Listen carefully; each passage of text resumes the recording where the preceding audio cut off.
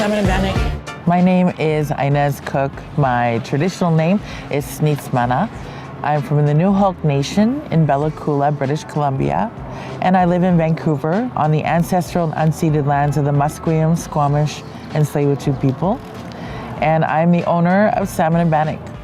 Salmon N Bannock is the only Indigenous restaurant in Vancouver City proper.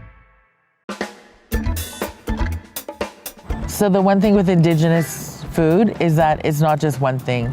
Since we have over 600 nations. You know, right now back home in our homelands, it's salmon season.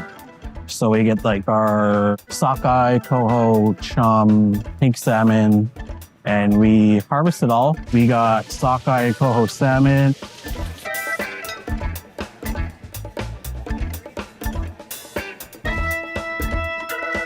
We have very simple ingredients. A lot of the salts with the fish dishes, for example, we'll use seaweed.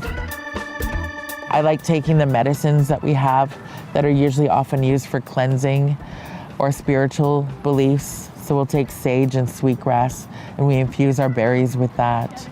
And we do sweet and savory things with that.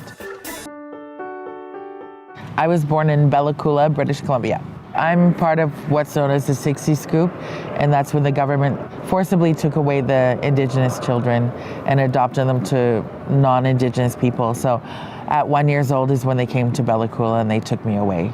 And I ended up getting adopted out in Vancouver. I didn't know I was part of the 60 Scoop until I became an adult. None of this information was shared in our curriculums or education growing up. It was always Canada's dirty little secrets. A lot of us didn't have the pleasure of growing up in our culture.